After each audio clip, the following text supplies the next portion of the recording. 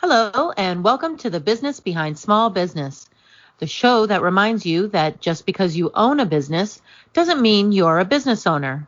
In each episode, we will discuss a common issue small businesses face and offer tips and advice from the perspectives of two business owners, one that built to sell and one that built to inherit.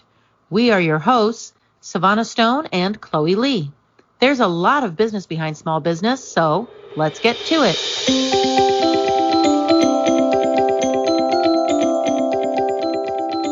Networking. It's an essential part of marketing your company, and yet the most misunderstood part of growing your market. Many new businesses and business owners have a belief that they are incapable of networking or that networking just doesn't work for them. The problem isn't the business, it's their concept of networking that's failing them. Networking isn't about selling yourself, your business, grabbing a card, gulping down a drink, and heading home. It's not a job fair.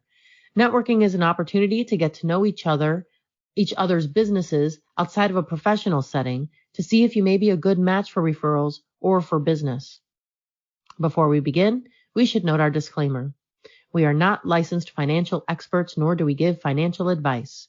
Anything we share with you here on our podcast, whether it be a personal experience or submission or advice or tips that have worked for us, or that we believe would work for you, should not be viewed as either financial, business, or tax advice. We ask for you to do your research, have open and honest conversations with your company's own support providers, and make decisions based upon that. Throughout this broadcast, we will share our knowledge and give suggestions, and hope you will receive them as part of your overall research to better your own company. All right. I will also give everybody a heads up here, or a disclaimer, that I have this really annoying hack cough, so I'm doing my best to try and minimize it as best I can, but hopefully you don't listen to us on earbuds or listen to us too loudly, because you will hear me hack every now and then, so my apologies now. So let's start with some general do's and don'ts when it comes to business networking. So I want to provide a general summary of this, and then Sevana, you'll be going into kind of how this applies in real life. Yes. So we're going to go over 5 points. 1, practice your intro before you get to the event. What you don't want to do is sound like you're reciting a line or reading out loud of a mental note card. You want to sound natural and not stiff or boring when you get to these events. Number 2, be prepared to have a conversation. Now, that may sound a little silly, but to be quite honest, you really do need to practice the ways to start a conversation that doesn't center around the words, "What do you do?" My favorite 3 words, by the way, or 4 words. 4 words. What do you do? So, what do you do? Never mind. Sorry. The thing is, if you don't practice, this is kind of the default you go to. Keep a list of topics handy in mind so that you can keep the conversation going without having to rely on the conversation starter of "what do you do?" Additionally, you also want to keep other topics in mind so that you can steer away from talking about certain topics that you really probably don't want to get into with somebody you just met. Let's say, for example, politics, religion, or anything that's considered TMI for yourself or the other person. Number 3, let's talk about follow-up. I think one of the things that's a very good habit is that every time you have a networking event, make sure you set aside some time afterwards to do the actual follow-up, especially if you're going to an event with a lot of people, because you may end up making connections with 4 or 5 or even 10 people, and you want to make sure you're kind of following up in a timely manner so that they don't forget who you are. Now, you don't have to actually connect with every person you receive a business card from. I think, Sevana, you're going to go into this a little bit about how some people's default approach is essentially to shove you a business card as soon as they meet you. So you don't technically have to connect with every person. And also, you don't always have to connect with every person in person, right? Use your judgment and use your resources. You can connect with people on LinkedIn. You can connect with them over email. You can set up a video call. You can also do a phone call these days. There's a whole bunch of different ways that you can actually connect with somebody these days without having to sit down for a 30 or an hour long face-to-face meeting. Now, let's say that you want to meet somebody in person. You want to make sure you go to that meeting prepared. Time is valuable and limited for yourself and for everybody else. So come to the meeting ready to learn about the details of what the other person's business is and who they are, and to be prepared to share what you do and who you are. Go with the intention to create business synergy between the two of you, or go with the intention to make a connection of that person with somebody else in your network. Sometimes making an introduction between two people can kind of help, that can help their businesses respectively. And even if it means that you don't get any direct business, still reflects really well upon you. And I think, Sevana, you've mentioned this before in another podcast, essentially just be a super connector. You know, you can build yourself up to be someone who knows a lot of people in different industries, in different worlds, and know them well enough to be able to give them a call at any time to make this kind of introduction. Yes. And then last, regardless of how you decide to meet somebody, whether it's face-to-face, email, or phone, just make sure you keep up the connection. Touch in every so often. One email or just a face-to-face meeting right after the networking event that you've met at isn't going to build your relationship. Relationships aren't built overnight or over one meeting. So set yourself a reminder to connect with that person every so often as time goes on. All right, number 4, let's talk about bringing positive energy when you go into these networking events. Let's be honest, nobody wants to connect with somebody who is grumpy or negative, or someone who sounds bored when they're talking about their own business. Which I find there are a lot of those people at these events. And I always wonder, like, why are you here? I mean, they even sound like they're jaded from going to so many networking events. So honestly, you kind of want to bring your energy to every event so you're making that good first and honest impression. The other thing is, you know, if you're an introvert and being in a full room of strangers is overwhelming, one of the things you can do is basically pace yourself when you're there, right? If you need to, find an excuse to walk out of the room and grab a cup of coffee or go to the restroom to give yourself a few minutes to take a break and take a breather. And then that way you can come back to the room refreshed. And then the last thing I have here is be aware that you're always networking. Yeah. You know, whether you're in an actual networking event or you're just attending your kid's event as a parent, let's be honest, as a small business owner or entrepreneur, you are always networking, whether you know it or not. You may never know who you're going to meet in that, you know, quote unquote, non-business setting. That might be somebody who can help connect you with the person that's going to be your next big business, your best referral source. So that being said, Sevana, you want to talk everybody through on how to actually do this in real life? Oh, yeah. Yeah, I'm going to speak to the networking events here that grate on my nerves. So let me set the stage. All right, let's say you're at a networking event, because we can do that again. You've bought your drink, you've put on that tacky name tag, and now you're scoping the room to see who you might know, because we naturally gravitate to the people we know to avoid getting to know new people. Someone walks up to you as you're searching for your people and says, "Hi, what's your name? What do you do?" You stammer, you're not sure what to say, and in less than a minute, you've been thrust with a card, learned nearly nothing about the person who just verbally accosted you in the nicest manner, and wonder if this is really your scene after all. So take a minute, step back from this scenario, and recognize all of the things that are wrong with it. What do you do, no matter what the setting, is such a pervasive question. Handing someone a card before knowing if they want that card is presumptuous and rude. Walking away to get to the next person to rinse and repeat is the antithesis of networking. And I know, Chloe, that you have been a part of this. I have been a part of this scene so many times. That's the reason why I'm mentioning it. I feel like that there have been so many times that I have been to events where most of the time I'm thinking, do any of you know what you're doing? Do any of you know what this is about? This is not about this. I don't want your card. I don't want your card. Just what? You're like, go away. Yes, please. God. I was going to say, I think you set up a pretty classic example of what happens over and over again. And oh, yeah. Like you said, from personal experience and a number of networking events between the two of us that we've gone to, this is definitely a very common scenario. And I hope our listeners can also agree to the same. That they've been in the same situation over and over again. Yeah, and maybe wondering, wonder if I've ever done that. So this is how the scenario should really go. Okay, you're still scanning. Someone comes up to you and says, looks like you're looking for someone. Should I look too? They've caught your attention and maybe you feel a little bit of meek and, whatever. You say, hi, my name is whatever. And what's yours? Or they say, I'm sorry. They say, hi, my name is X and what's yours? So you give your name and then here's the kicker. So tell me a little about yourself. Have you been to this event before? Now here we go. Instead of going for the slice and kill, this person is actually investing in you. Adversely, you could be approached by that same person and turn the tables by saying, well, before I tell you that, why don't you tell me your name? Follow that with, tell me about yourself. Do you live close by? Are you a member as well? Or is this your first time? I heard there's snow in the forecast. Will it affect your business? Mastering small talk is important to networking. I call them icebreakers, call them whatever you want, but you have to finesse a conversation, and that is at the core of networking. I call it verbal ping pong. Yeah, it is kind of verbal ping pong. Yeah. You want to keep up the right speed, go back and forth, keep them on when you're talking. And there should be some level of a rhythm to it.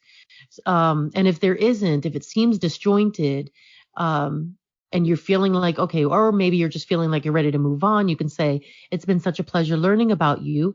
I don't want to take more of your time. This is a night for networking after all. May I have your card? I'd love to chat over phone or coffee to see how we can be mutually beneficial to each other. Or if the person didn't serve you at all, you could leave it at the goodbye and have that person remember how kind you are. People want people to be interested in them.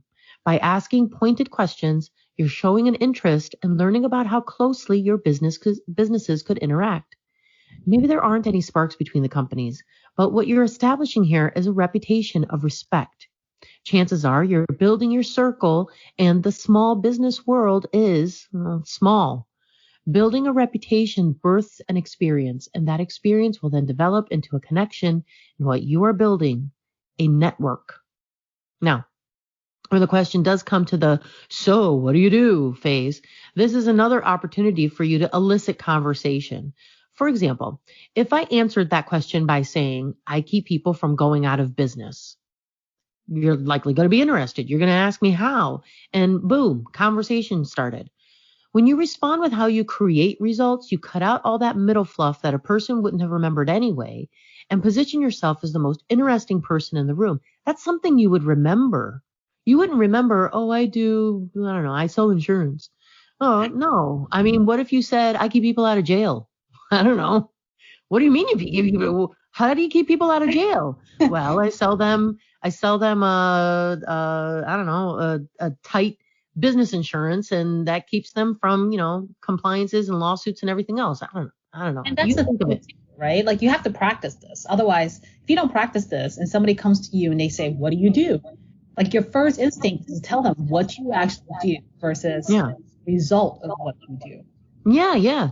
And there have been a few times when I've been caught in this, what I call like the toilet bowl of hell, where the person just keeps going on and on and on and on about all of the things that they do, and I still have no idea what they do. It drives me crazy.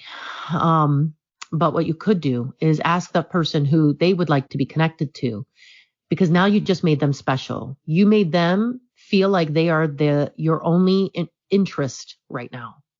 Maybe you know someone in the room and you can introduce them to that person. This small act makes you valuable. It makes you memorable. And even if you don't know anyone else in the room, as you work it, you'll meet that person and then have an opportunity to introduce that first person to this person later on. Networking is about connecting. That's the definition of the word. It's about relationships, about getting deeper into who we are. And this is how you actively participate. But networking, it's not always easy. You do want to steer clear from the no-nos. These stand whether you're still doing video networking or if you're now attending them live. I am going to be reiterating some of the things that you mentioned, Chloe. Some of them are politics, religion, getting too personal, keeping the jokes rated G as well. You're not that close to these people. This isn't the impression you want to leave. If someone else delves into the no-no realm and you want to get out fast, you could say, you're hilarious or interesting or whatever description you want to put here. But I don't want to take up all of your time. I'm happy to introduce you to the people you want to be connected to. I don't know a lot of people here, but I'll keep my ears perked for what you want. This is satisfying, and it's a good way to get you out of an uncomfortable conversation. And to tell you the truth, when it happened to me on a Zoom, I was on a Zoom, and a couple of the people in the breakout room that I was put into knew each other, and they started talking about something that was absolutely inappropriate. And I'm like, I'm right here. Like, I'm right here.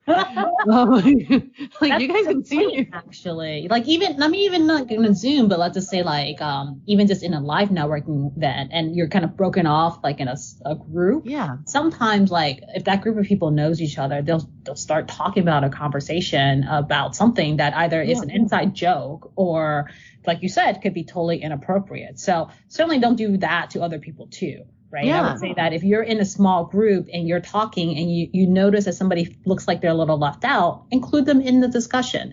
Don't be rude. Absolutely. And I really didn't know. I kind of felt like a deer in headlights in this particular scenario because it's a Zoom, right? Like I can't walk away. There is that big red button. Yeah, right. Like I didn't know what I was supposed to do. So what I did instead was just not saying anything at all. And just let them keep on going and just waited until the breakout room went back to the main room. And then I went into a different breakout. And that's where that's when I started talking. But before that, I was like, oh my gosh, where are you? What? Why? Anyway, networking is nothing if you don't follow up. Try to keep the number of cards you gather under 10. I don't care if there's 1,000 people at that event. You do not need 500 cards. It's a feat. I know, but any more than that, you're going to start forgetting who people are and they're not going to remember you. So send an email thanking them for meeting them the very next day so that you're top of mind. Remind them in the email where you met them so they can identify you easier. Now, we're in the Northern Virginia, DC, Maryland area. There's a networking event nearly all day long, every day of the week. I know people who hit 4 a day when they're being adventurous. So don't assume that this person that you have the card of will automatically remember you. You could start an email with the subject line, lovely to meet you or pleasure to meet you, whichever works. Then in the body, say something to the effect of, it was a great pleasure to meet you last night at the chamber event at Main Street Steakhouse in DC or whatever it is. Like name the event, name where it was, name the town it was in or whatever. I truly enjoyed getting to know you and your business and hope you were able to make some great connections. As I mentioned, my company offers X, Y, and Z, which I think makes us a great referral connection. I'd love to sit and chat with you about potential opportunities. Are you available next Tuesday or Wednesday at 9:30 or 10? By giving 2 options of days and 2 options of times, this prevents the person from flat out saying no or just not even responding to you. Now that you've given them 2 options, they kind of feel like they have to respond to you. They may choose one of those or provide a day and time that works better. Now, this is a side note. Please do not take liberties with these cards. This person shared their card with you as a way to encourage a second step, not to invite them to a mailing list or for you to give their information to someone else to solicit them. That's not only bad business practice, it's plain rude. Now, if you do have a newsletter and before you take their card, say to them, before I take your card, I have a mailing list, a newsletter in which I provide blah, blah, and blah, blah. Are you okay with me adding you to the list? You can unsubscribe if you don't find any value in it. Then they can decide whether or not they should give you their card. Because you know what? What if they say, actually, no, I don't. I'd rather not. Why don't you give me your card? And mind you, this can be a situation in which you could be the opposite in this situation as too. Why don't you give me your card instead so that when I'm prepared to reach out to you, I can just reach out to you. So there's a fine art to communication. It's, there are college courses on it. That's what I specialized in, intercommunication. You got to know how important that skill is to networking, how important networking is to growing business. So the next time someone asks you, so what do you do? You'll know exactly what to say. Remember that networking is about creating relationships, not for selling your business. Do talk about yourself and ask them questions about themselves. Don't talk about politics, religion, or make crass jokes about their job or business. When the person does ask you what you do, let them know how your business solves a problem. This will engage them further. Try to introduce them to someone to make yourself valuable, if possible. And lastly, always follow up. If you think this person could potentially benefit from your business or vice versa, offer 2 options to meet. And finally, never add someone to a mailing list or solicit their information without their knowledge. Oh, those are all very, very good points. Yes. I mean, and if you do networking right, the relationships last a very long time. Well, I mean, we're examples of that. So I will say that when I started the business and, went through all the networking events and whatnot, the people I met, I mean, there were a few key people that, like yourself, Sevana, that I still know today. And there are certainly key people that I've met, which were amazing business referral sources and absolutely helped me build the foundation of the business that, helped it grow to what it was before I sold it. So I can't say enough about how great networking is if you do it right. Yes. Yeah. I think that there should be, I literally said this yesterday to somebody, where there should be, just like when you get your driver's license before you drive a car, there should be a class before you join any networking group, to teach you how to speak to people, because, we're talking about those open networking events, right? We haven't even touched on, those networking groups where you have to stand up and give an elevator pitch. We haven't even touched on that. But I will touch on that a little bit here. Please practice a script. You have to practice a script and time yourself. I can't tell you the amount of times. And, I ran a networking group. I was the president of a couple of chapters. I've been the core of networking for many, many years. And there have been so many times when a person just goes on and on and on, and you're looking at the timer and it's like 3 minutes and they still haven't gotten to the end of whatever they were saying. No one wants to hear you talk that much. No one does. Name your company, give the results of what happens with going with your company, end your 30-second spiel or 45-second spiel with your name and the name of your company, and that's it. If anybody wants anything else, they can come and meet you. I mean, I want to say one of the do's that we have been kind of reiterating over and over again is you just have to practice. This is not natural to most everybody. Yeah. It just isn't. And you're not going to learn it through osmosis unless you just happen to be one of those people who are very eloquent and just are very precise in how you say things, and what you're saying. But look, 99% of the people, it's not natural. You just have to practice, and you keep practicing until you have it down, like you said, to something concise, something that is well timed, something that is informational, holds the attention of the people you're speaking to. And at the same time, here's the art of it, is it has to sound like you. Yeah. It has to sound natural. Like I said, you don't want to sound like you're, reading off a mental note card. Yeah, definitely. And guess what? You'll lose their interest within the first second as soon as you sound like you're reading off a script. You know what? Before I started my company, well, it had been a long time since I had been inside of a classroom. And before I started my company, all of my prior years were in some level of sales. In some level of sales. And I did not know the corporate world, how the corporate world spoke. No one in my family, none of my friends worked in a corporate setting. So I knew that the language was going to be different than what I currently spoke in. I enrolled in a class at the community college.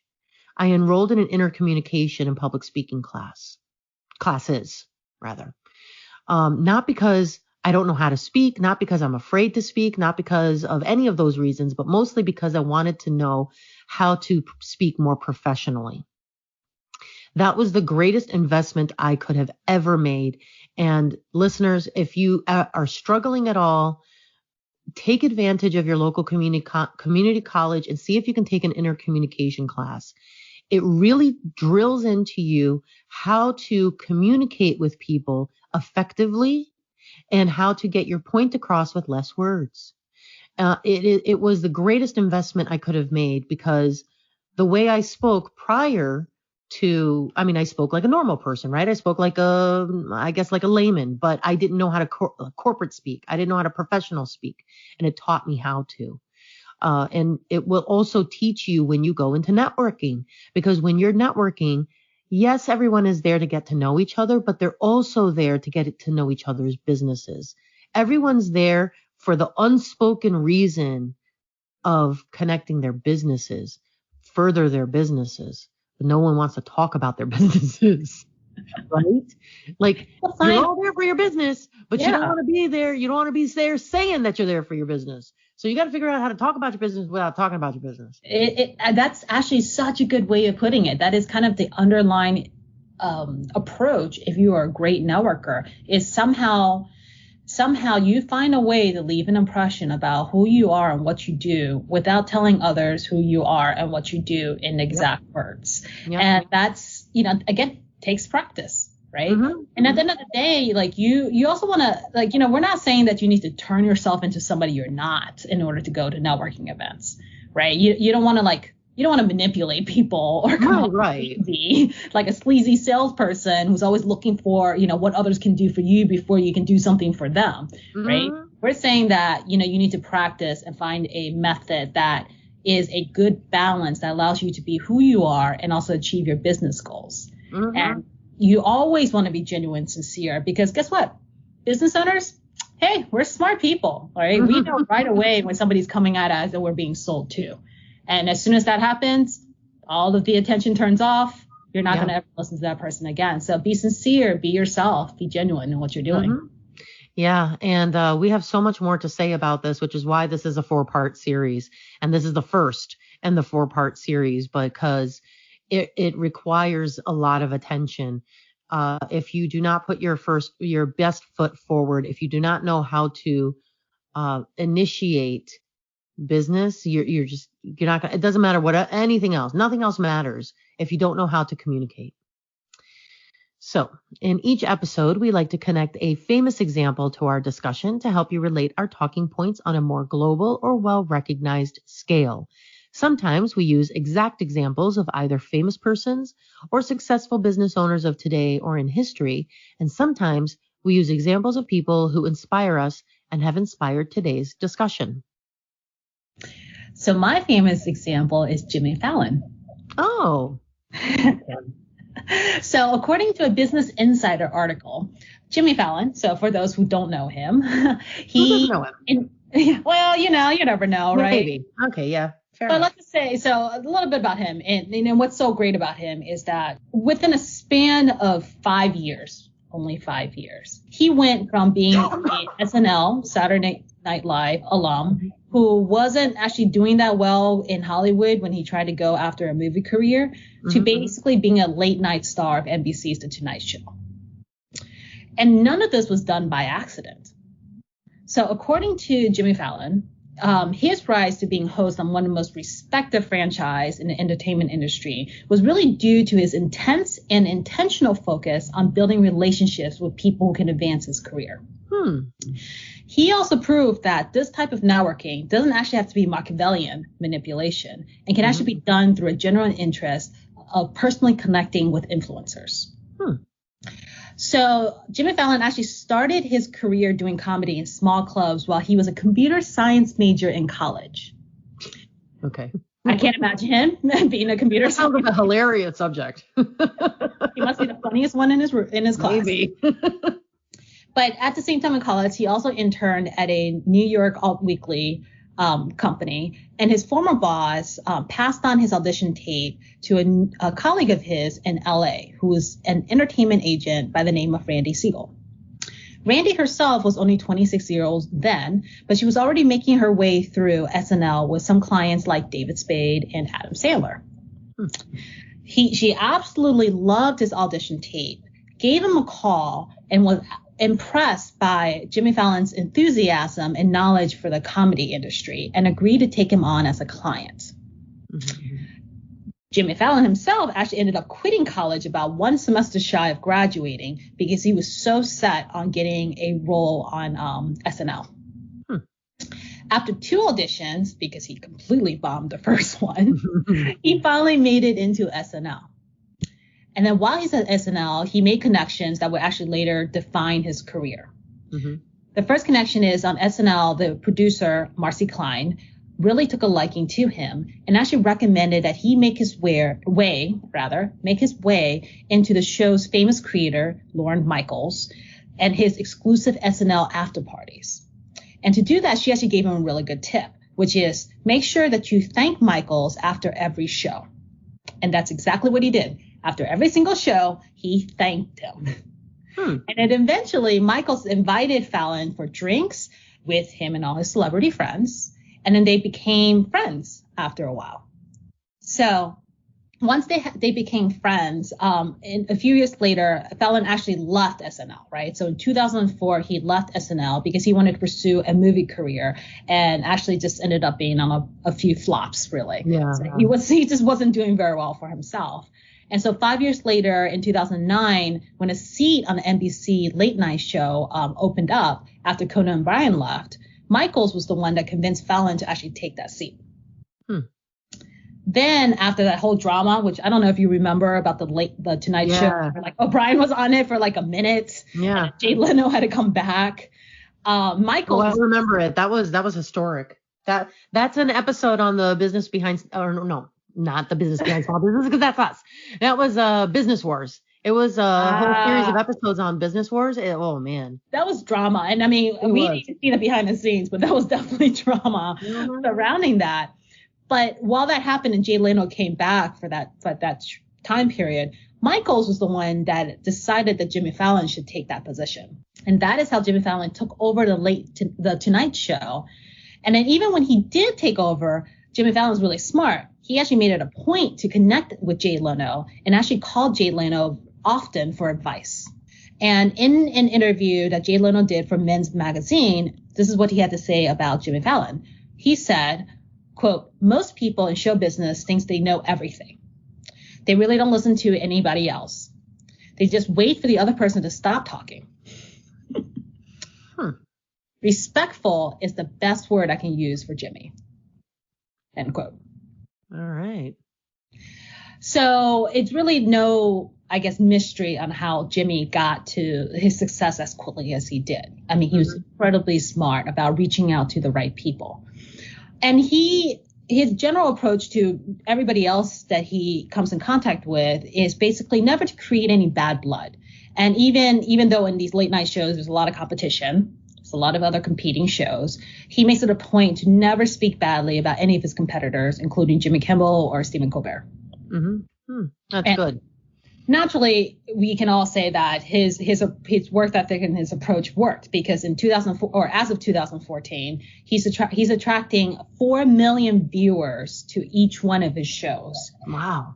And the bigger part of it is that he was able to attract a demographics of users between the age of 18 and 49, thanks to the fact that a lot of his skits have gone viral online, which is a much higher share than any of what his predecessors can claim to have done. And then in an interview to Men's Journal, Jimmy Fallon says that he doesn't see that his ascension to like the coveted late night seat as a result of careful strategizing. He says, quote, I just kind of did what I do. Maybe Michael Lawrence was playing the chess game more than I am. I could be just a piece that he was playing, but if he is, it's a great move for me because we're both winning. Yeah, they are. So I would say that he's done pretty well for himself. Oh yeah, absolutely. No, I really like him too. And I remember the late night wars, and I think that his not speaking poorly about any of those people is probably intentional as well, to kind of squash the beef between all of them, because it had gotten, I remember it so vividly. It had gotten really bad. It became such a cat fight between all the late night hosts. So his not saying anything, his not engaging probably is what dried the whole thing up and just put everybody back into their corners. But it's such a bizarre, it was bizarre at the time. It's so bizarre. I agree. And I can only imagine what it was like to kind of try to step into Jay Leno's shoes. Oh gosh. As this young guy, new kind of, quote unquote, new to the whole late night scene, and having to get into his shoes. Jay Leno. Yeah. Oh my gosh. Right. Yeah. But Jay Leno had to go terribly wrong. Oh, yeah. But Jay Leno had to do the same thing, right, with Johnny Carson. Like, Johnny Carson was beloved, absolutely beloved. And at the time, there were no other shows, or rather late night show hosts. Right. Johnny Carson was the alpha and the omega, and Jay Leno had to jump into those shoes. And everyone was like, a comic taking over for Johnny Carson. Like, I remember that was a lot of turmoil as well. And his getting that part was also very controversial between him and David Letterman. If you get an opportunity to listen to Business Wars, funny thing is I haven't listened to that particular one. I've been wanting to, but I remember all of this from memory because I was like, this is so bizarre. Like, people are fighting about late night shows. But you should definitely listen to it, because Jay Leno on the TV compared to who Jay Leno was by the standards of everyone around him, two totally different persons. And so it's fascinating piece of our media history. Wow. I would say that definitely Jimmy Fallon's kind of rise to fame and staying there has a lot to do with his ability to network well and build a lot of good relationship. And sounds like it's in a very sincere way too. Mm-hmm. Yeah, network well without burning bridges, which is that's the problem, right? Is that there's a lot of people who climb that ladder by stepping on people's heads, and doesn't seem like Jimmy Fallon did that, which is nice. It's good to know, because I actually like him, and I don't want to not like one more person. Because I am who I am, I naturally plucked a networking icon from the pages of history. And I dare say he was the ultimate, even in this day of creating a network of the people he wanted to be surrounded by, and he used them to his fullest advantage. And I tell you, there were two other people who were in the running. It was Madonna and Jennifer Lopez. And instead, because Madonna and Jennifer Lopez, there should be a class on that girl. There was a class on Madonna, and there should be a class on Jennifer Lopez if there is one. Because both of those women. I can't wait to hear the winner that knocked both of them out of contention. I mean, those two women were super connectors, but they were nothing compared to Ben Franklin. Ben Franklin, he was a lot of things to a lot of people, and he introduced North America to a multitude of things, including, but not limited to, the United States Postal Service. Franklin is arguably the father of social networking, as he was a genius with his letters. He used them to purposely shift narratives and to strategically get the things he wanted. His letters would say things like, please introduce me to this famous person. Please share my ideas with that influential person. I mean, it doesn't get more super connector than that, right? So Franklin started what is probably the first networking group, Junto, which was part Toastmaster and part Rotary Club. He pioneered the idea of pay it forward, which is a core concept of most networking groups. He worked his way through groups, wined and dined the French aristocracy, and sold them all on the crazy idea of an independent nation, which didn't take much sense. The French would do anything to make the English crown angry.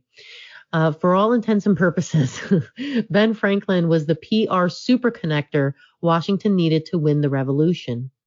I mean, with that, Franklin invented the way we still do business today. The amount of time he spent on literally wining and dining the French to get money from them. And he would send it to Washington. And Washington was Ben was the personality. Ben Franklin was the personality. Thomas Jefferson was the brain, the lawyer in the background. And Washington was the cavalier, handsome, status symbol of the American Revolution. The one could not have been as strong without the other. All three of them had to work together in order to achieve what they did. And Ben Franklin was a schmoozer, absolute schmoozer. Isn't that so funny? Because I feel like you don't learn anything about his personality in history books, right? Or rather history textbooks, right? And there are actually a lot of books out there because he's such a fascinating character. I mean, people, it's more than just a kite and lightning. Oh, yeah. That's sure. Awesome. He has a very colorful, interesting life. So certainly if you get a chance to read up on anything that's written about him, you'll be able to see kind of what a very dynamic character he is. Oh, yeah. And I'm sure there's got to be books out there, because there's definitely a lot of articles out there about taking his processes, I guess, the way that he went about it, the way that he went about connecting and networking and schmoozing and saying the right things and putting them into today's standards, the way people do business today. And it fits perfectly because the guy basically invented the way that we currently still do business. The way we currently network was invented by Ben Franklin. So, I mean, the guy was a complete super connector, and he managed to get money and get people excited in Spain, the Prussians. He got the Prussians involved. He got obviously the French involved. And I mean, that's why we're here in the United States of America. So there you go. With each episode, we like to share either books, tools, apps, platforms, or anything we think is a great next step and connector to our discussion. So if you like our subject matter and want to learn more, you'll have a great place to start. Okay, so I have 2 videos on YouTube that I'm recommending. And both of these videos is by somebody named Lisa Nichols. And she can help you actually create powerful and memorable first impressions. So go to YouTube, search Lisa Nichols. So that's spelled Nichols, and then elevator pitch. And then you'll see 2 videos of her talking about the SNAP technique. So that's SNAAP. And what this technique does is helps you craft an intro that creates just an unforgettable first impression. So it's kind of loosely like what we were saying, which is, talk about the results, don't talk about what you do. But she has these 2 videos that kind of takes you through the process of how you can craft one for yourself. And then overall, just look her up when you get a chance to. Like, she has a wonderful story about how she ended up being the founder of a company called Motivating the Masses. And she has also worked her way up to be kind of world renowned and one of the most highly requested motivational speakers. Is there a way to maybe hyperlink those 2? Maybe we can figure it out. Do that. Maybe if we can figure it out, then sure. Yes. We can I say we when I mean you. Yes. The person creating the show notes. Yes. Yeah. All right. Cool. And then my recommendation is practice. So I'll be the first to admit, when I first started the business, I was terrible at networking events. Absolutely terrible. Like, I could actually literally see people's eyes glaze over even before I got to the end of my sentence. Horrible. Should have taken that class with me. Well, I was one of those overly self-confident people going, oh, I know how to do this. How hard could this possibly be? Anyway, in addition to that, I was also an introvert. So talking to strangers in the big room of people just made me nervous, which just made me even more awkward. So on top of not being able to find the right words, I was just awkward. So I practiced. So if I knew about the class at Sevana, it might have saved me some pain. But instead, I took the route of, for a month, basically, like you said, because we're in this Northern Virginia area, there's a networking event literally almost every day. For a month, I signed up for any networking event I could, and every day attended networking events for the sole purpose of practicing my intro over and over and over and over again until I got the right response that I wanted. I was also practicing my conversation technique, and then I was also practicing how to overcome my own nerves. Yeah. So eventually I was able to evolve to finding a way to introduce myself where I felt sincere, genuine, authentic, got the message across with the right impression that I wanted to place. And the rest is history. And I guess that's a good way to end it. Yeah, sure. But practice. I think nothing replaces just you putting in the work to actually practice. Yeah. All right. I can't say there's a book I would recommend to read. I think that there's probably a lot out there. I recommend the same thing. You need to just get out there and network. You need to practice. The best tools for this are to start with, are LinkedIn and Meetup. I also recommend Facebook groups, if you like Facebook, that is. I also like hiring managers, job candidates, and other potential professionals to establish relationships with them. You can also find great networking opportunities online through Shaper, that's SHAPR, Bumblebiz, BIZZ, Fishbowl, or Blind. We've made other suggestions on episode 12, part 1 of our 3-part series, Organic Marketing versus Networking. So give that one a listen as well. Some of what we said here overlaps that episode, so it helps to marry the information in both for a full experience. Please join us for our next episode where we will discuss part 2 of our 4-part series, May I Have Your Business Card? Making cards work for you. Do you still use them? Are they still effective? And what is a business card in 21 anymore anyway? Want to ask a question, leave a comment, or become a sponsor for a future episode of The Business Behind Small Business? Click on the link in the show notes and fill out the form. Until next time, thanks. Bye.